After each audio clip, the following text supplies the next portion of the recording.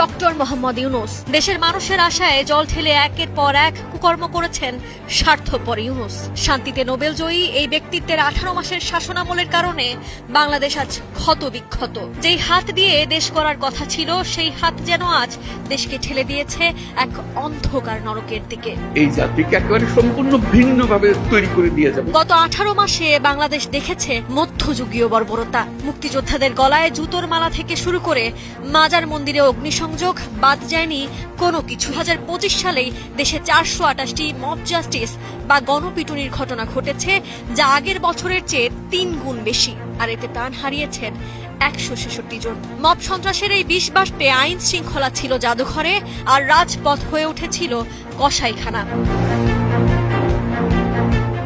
গণতন্ত্রের কথা বলে ক্ষমতায় আসা এই সরকারের আমলে রাজনৈতিক সহিংসতায় প্রাণ হারিয়েছেন 133 জন, আহত 7,500-এরও বেশি। আর এখানেই শেষ নয়, তথ্যের টুটি চেপে ধরতে 539 জন সাংবাদিক শিকার হয়েছেন মামলা ও নির্যাতনের। পুলিশ সদর দপ্তরের হিসাব বলছে মাত্র 13 মাসে প্রায় 40,000 অপরাধমূলক মামলা হয়েছে, অর্থাৎ প্রতিদিন গড়ে 72টি করে লোমহর্ষক অপরাধ ঘটেছে এই মুক্ত বাংলাদেশে।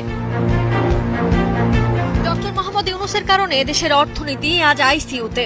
অন্তর্বর্তী সরকারের আমলে খেলাপি ঋণ বেড়েছে 151%, নীতি সুধার 10% ছাড়িয়ে যাওয়ায় বিনিয়োগ আজ স্থবির। 327টি কারখানা বন্ধ হওয়ায় রাজপথে 1.5 লাখ শ্রমিক। বৈদেশিক ঋণের বোঝা এখন $114 বিলিয়ন রেকর্ড উচ্চতায়। এ অবস্থায় সাধারণ মানুষের দিকে না তাকিয়ে ইউনূস প্রশাসন ব্যস্ত ছিল বিতর্কিত সব চুক্তি নিয়ে।